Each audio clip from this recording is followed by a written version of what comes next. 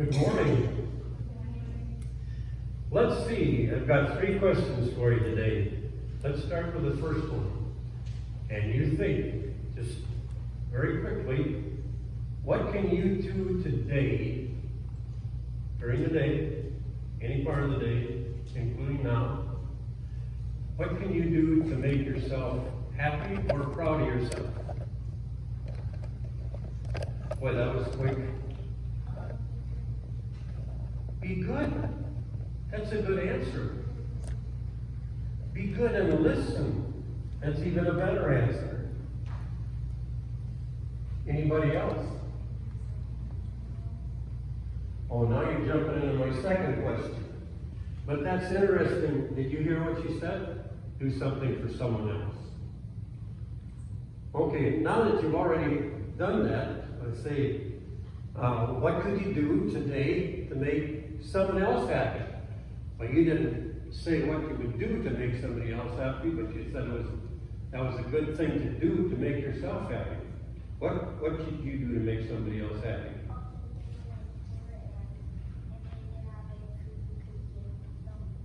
If you saw somebody who didn't have any food, you'd give them food. That's a good answer. What would you do? You what? Don't hit trees. Okay. Well, maybe it's somebody's special tree. Do you think saying hello to somebody makes them happy? People like to be greeted in the morning. Who would you rather be greeted with? Somebody who's cross and grunts at you? Or somebody that's happy and smiles and says, good morning. Have a good day. Okay, so now the third question is, what do you think you can do today to make God happy? You're right there, all answers this morning.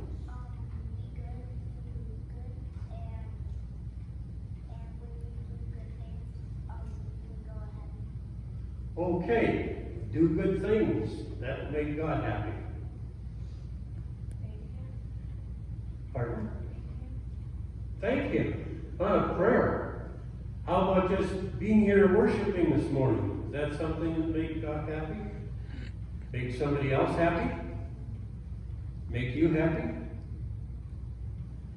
Well, that's the thing I wanted you to kind of figure out with these 3 questions. If life is really lived right, the same things that make you happy should be the things that make other people happy, and also the things that make God happy. Did real well this morning. Give them a hand.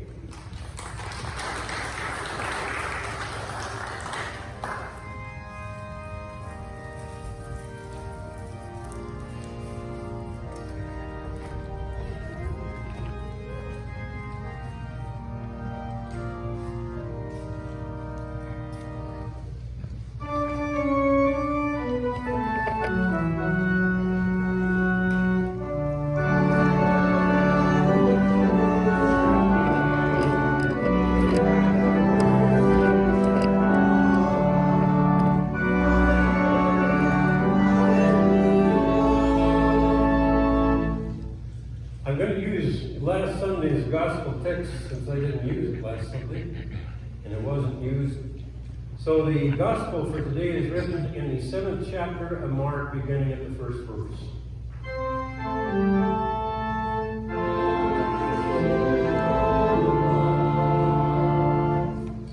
Now when the Pharisees and some of the scribes who come from Jerusalem gathered around Jesus, they noticed that some of his disciples were eating with defiled hands, that is, without washing them. For the Pharisees and all the Jews do not eat unless they thoroughly wash their hands, thus observing the tradition of the elders. And they do not eat anything from the market unless they wash it. And there are many other traditions that they observe, the washing of cups, pots, and bronze kettles. So the Pharisees and the scribes asked him, why do your disciples not live according to the tradition of the elders, but eat with defiled hands? He said to them, Isaiah prophesies rightly about you hypocrites, and it is written, People honor me with their lips, but their hearts are far from me. In vain do they worship me, teaching human precepts as doctrines. You abandon the commandments of God and all the human tradition. They called the crowd again and said to them, listen to me, all of you, and understand. There's nothing outside a person that by going in him can defile, but the things that come out are what defile. For it is from within, from the human heart, that evil intentions come. Fornication, theft, murder, adultery, avarice, wickedness, deceit, licentiousness, envy, slander, pride, and folly. All these evil things come from within, and they defile a person. Here ends the gospel for the day.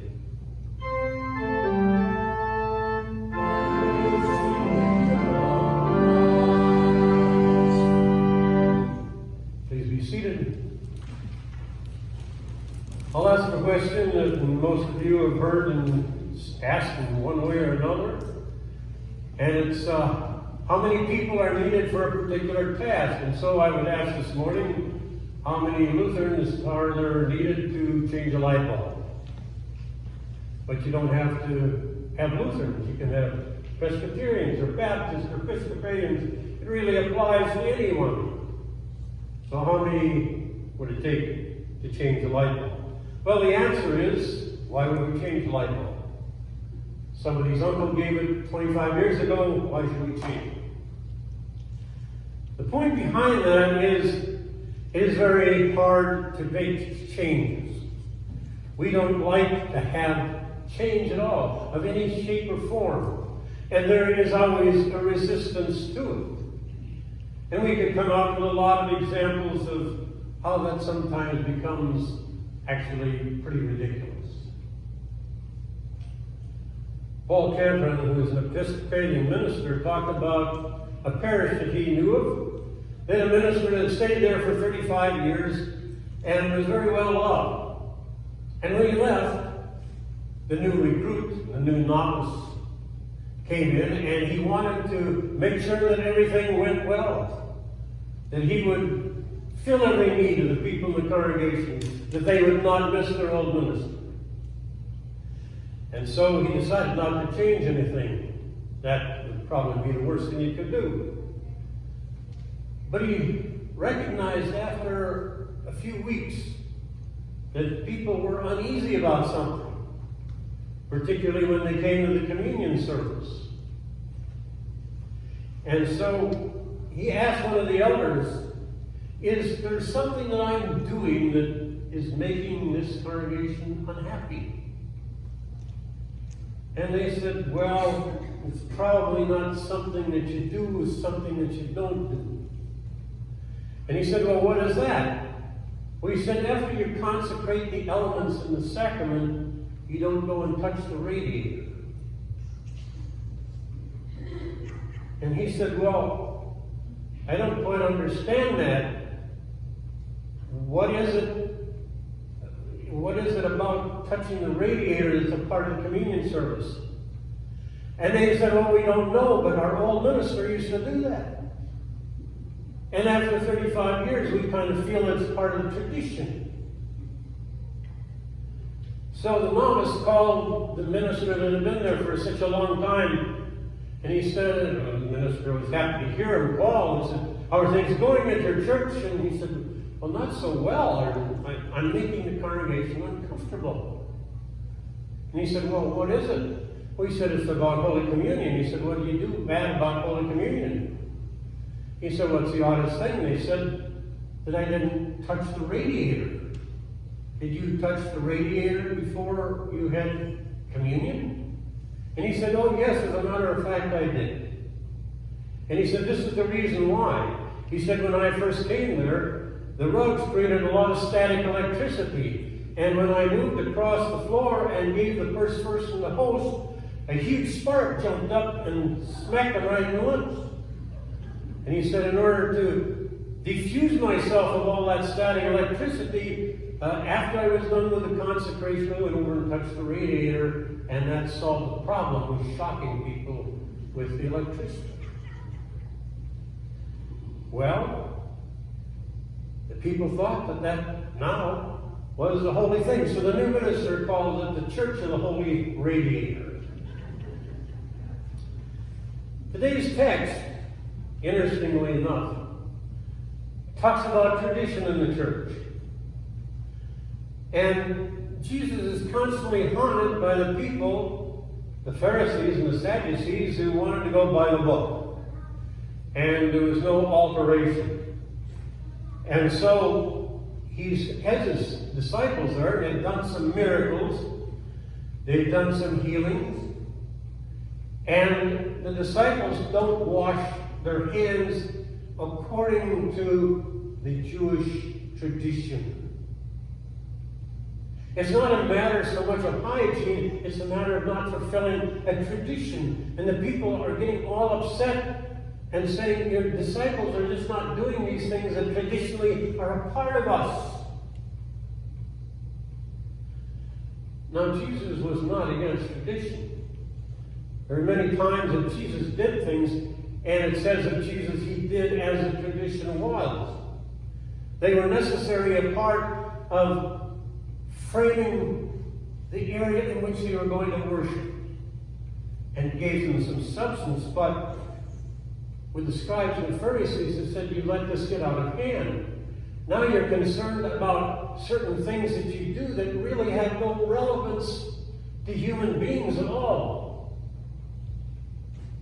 And you think that because you don't wash your hands a certain way, or because you don't wash pots and pans a certain way, that you're breaking something sacred. And then he went on to say, well, he scolded them. He said, the prophets predicted right. You worship me with your mouth, but your heart isn't in it. Then he talked about the heart. He said it's from the heart that defiles people, not how they handle certain traditions. He said from within the heart, where evil intentions can come: fornication, theft, murder, adultery, avarice, wickedness, deceit, licentious, evil, slander, pride, folly. Get a hold of these things and be concerned about them rather than just ceremonial rites. I read an interesting thing about tradition the other day. It's about how tradition played a design in our transportation system. I don't know if you're aware of this, but the distance between tracks on a railroad track are 4 feet, 8 1/2 inches. 4 feet, 8 1/2 inches, always have been from the beginning of time, still are. Well, how did this come into being? Well, the people that came over from England, they are the ones that designed the first tracks. And that was the space between the tracks in England. 4 feet, 8 1/2 inches. Well, how did it get to be 4 feet, 8 1/2 inches? Well, because the people that designed the tramways also designed the railroads. And they used the same tools and the same jigs to create the tracks for the railroad as they did with the tramway. Well, how did that get to be 4 feet, 8 1/2 inches? Well, those people that designed the trams also designed the wagons. And the wagons that carried the people had to have their wheels 4 feet, 8 1/2 inches apart in order to fit into the ruts that were created in these rural roads. Because if they didn't have the right length, they would break down the wheels quickly. Well, how did that get to be 4 feet, 8 1/2 inches? Well, the people that first designed the roads in rural England were Romans. And they drove there on chariots. And the chariots had the wheels 4 feet 8.5 inches. It was tradition.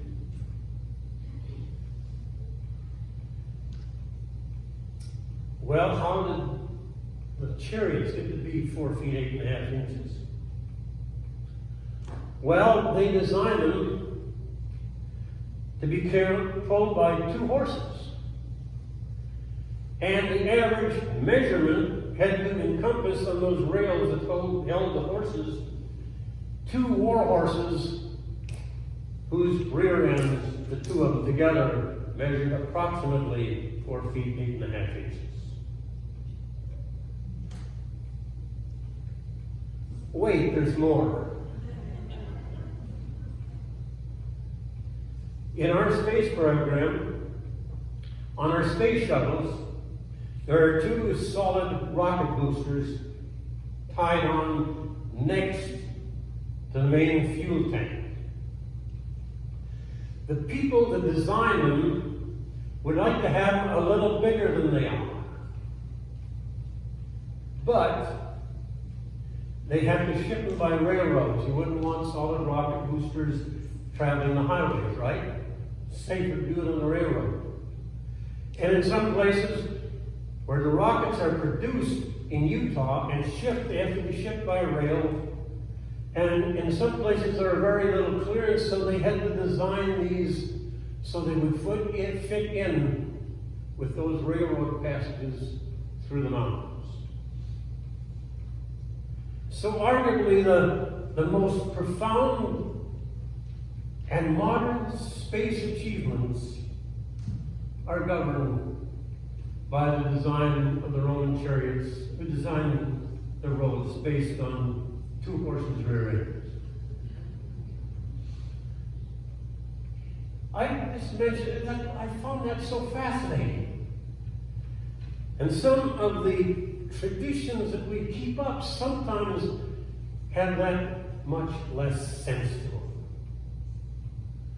And Jesus said, tradition is good if it adds to the benefit and the construction of the service and the worship of God. But when you become real concerned about just traditional things, get your mind back on what pleases God and what comes out of the human heart. In the musical Fiddler on the Roof, Tavia said, "We have a tradition for everything here. How we eat and how we sleep, how we pray. It gives it a sense of who we are and what God expects of us." How do we get these traditions? I don't know, but they're traditions.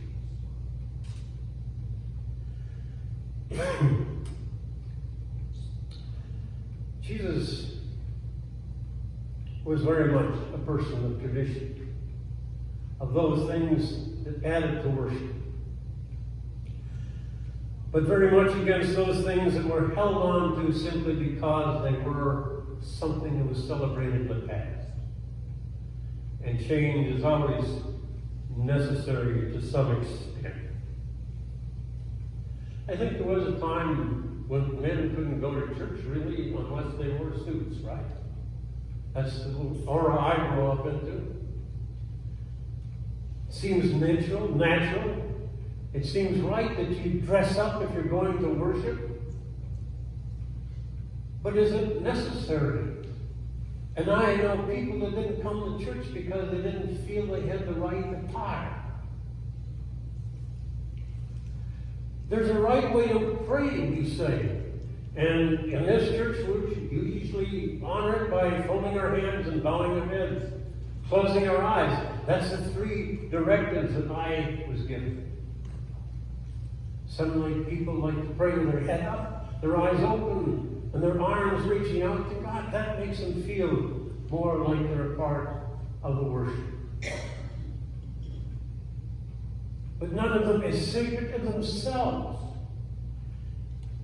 And what Jesus was saying to the people that were criticizing him is get in touch with what you think communicates you with God the best that you can. And don't make the method sacred. Make the thing you do sacred. Maybe I could say it another way. Gary Chapman has written a book on marriage counseling. Said the 5 laws or the 5 love languages. He's based a marriage counseling course totally on what he thinks the love language of people is. He said, get in touch with your spouse and ask them what their love language is. What is it that really makes them feel loved? And he said there are 5. 1, words of affirmation. In other words, your spouse constantly compliments you and build you up with words that are affirming. Second one, quality time. Some people don't feel loved because they don't have real good quality time with their spouse. Third one is receiving gifts. To some people, a gift. And a gift bought well with a lot of thought, of concern, not necessarily for the expense, but for something that really is important in their life. Fourth, acts of service. Your spouse willing to help you with all these various things that you do. And not divide things alone, that's woman's work or that's man's work. But willing to help out with anything. And then there's physical touch, somewhat self-explanatory. With each one of you as Christians, there's a love language for you in terms of how you feel you are worshiping God or doing God's will the best way you can. I find it in study, and I find it in preaching, I find it in helping others. That's when I feel closest to God. There are others that might find other ways. But the message today is, don't worry about procedure. Don't worry about, traditions that might not mean something. But be concerned with the quality of your worship and the quality of your heart. And then decide what is the best love language between you and God. Amen. Sermon hymn is 481. Come to the table. Please stand if you are able. 481.